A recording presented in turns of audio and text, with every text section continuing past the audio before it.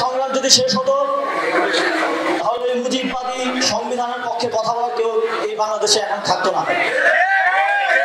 আমাদের সংগ্রাম যদি শেষ হতো তাহলে এখনো প্রশাসনের মধ্যে যে ফ্যাসিবাদী ভূত রয়ে গেছে সেটা থাকতো না।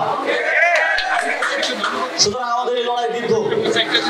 আমরা তো এক দফায় শুধুমাত্র শেখ হাসিনার পতন দিতে পারতাম, কিন্তু এদেশের জনগণ জানে যে শুধুমাত্র ব্যক্তি শেখ হাসিনার পতনের মধ্য দিয়ে আমাদের মুক্তি সম্ভব না।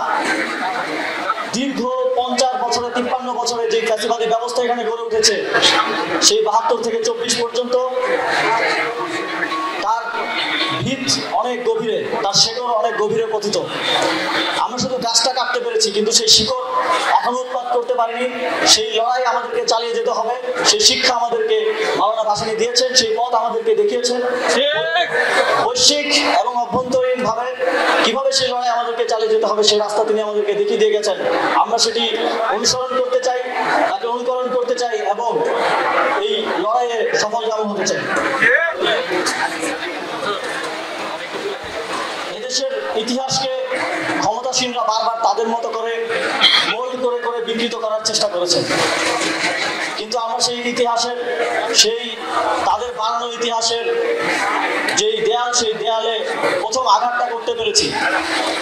আমরা বলেছি যে এখানে কোনো একক জাতির পিতা নেই। আমাদের অনেক ফাউন্ডিং ফাদার্স রয়েছে, তার মধ্যে অন্যতম প্রধান একজন হলেন মাওলানা আব্দুল হামিদ খান ভাসানী।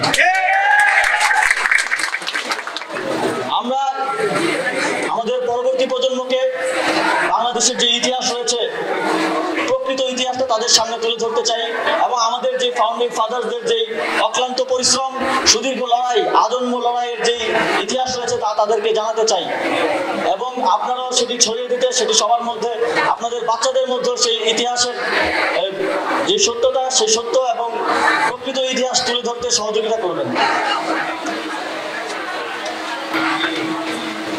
আপনারা জানেন, দায়িত্ব নেওয়ার পর থেকেই সরকার আমরা অনেকগুলো চ্যালেঞ্জ ফেস করছি।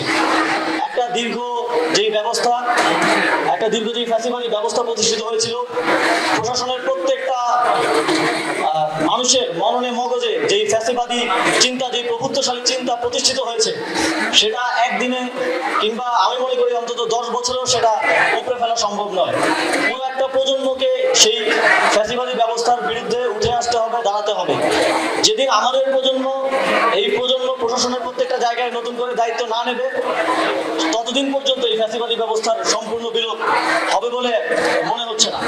মনের মগজে যে ফ্যাসিবাদ পতিত হয়ে বসে আছে, সেই ফ্যাসিবাদকে দূর করতে হলে আমাদেরকে আরো মিছিল করতে হবে এবং যেখানে এই ফ্যাসিবাদের বিন্দু মাত্র লক্ষণ দেখা যাবে, আমাদের মিছিলের গতিপথ সেদিকে নির্ধারণ করতে হবে।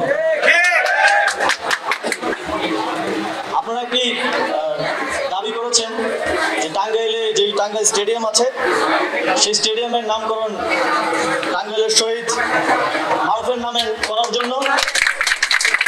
যেহেতু আমি যুব ক্রীড়া মন্ত্রণালয়ের দায়িত্বে আছি, আমি আজকে কথা দিয়ে যাচ্ছি সেই স্টেডিয়ামের নামকরণ শহীদ মারুফ স্টেডিয়াম হিসেবে করা হবে।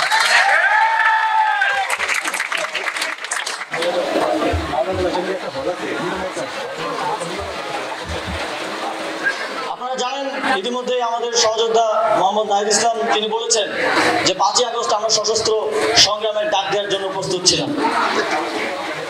আমরা সর্বাত্মক রূপে প্রস্তুত ছিলাম। যদি আজ আমরা ওই গণভবন দখল না করতে পারি, তাহলে কাল থেকে কাউকে আর নিরস্ত্রভাবে আসার আহ্বান জানাবো না। যদি আমাদের উপর অস্ত্র দিয়ে আঘাত আসে, আমরাও আমাদের যা কিছু অস্ত্র সম্ভব তা নিয়েই প্রতিহত করব। কিন্তু 5ই আগস্ট শেখ হাসিনা পালিয়ে যেতে বাধ্য হয়েছিল। তবে আমরা মনে করি আমাদের অভ্যুত্থান শেষ হয়ে যায় নাই। আমাদের মধ্যে যে সেই বিপ্লব, সশস্ত্র বিপ্লব ঘোষণার যে স্পৃহা ছিল, সেই স্পৃহা এখনো আছে। যদি কখনো প্রয়োজন হয়, যদি অস্ত্র তুলে দিতে হয়, তাহলে বাংলাদেশের জনগণকে প্রস্তুত থাকতে হবে। কারণ আমি যেমনটা বললাম, এখনো মুজিববাদ রয়ে গেছে, এখনো মুজিববাদের পক্ষের লোকেরা রয়ে গেছে। এখনো যখন আমরা মুজিবের ছবি সরাই, তখন আমাদেরকে বলা হয় মুজিবের ছবি সরানো উচিত হয় নাই। শেখ মুজিবুর রহমান বাংলাদেশের স্বাধীনতার জন্য, স্বাধীনতার ফাউন্ডেশন ফাউন্ডিং ফাদারদের মধ্যে একজন, এই বিষয়ে কোনো সন্দেহ নেই। কিন্তু স্বাধীনতার পরবর্তীতে তার যে অবস্থান, সেটাকে আমরা ফ্যাসিস্ট বলে বিবেচনা করি।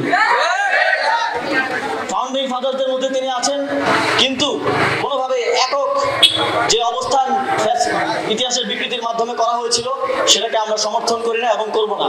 এবং একে যদি কেউ সমর্থন করে, কেউ যদি সেই পুরনো ফ্যাসিবাদী ব্যবস্থাকে টিকিয়ে রাখতে চায়, তাহলে আমরা আমাদের লড়াই চালিয়ে যাব।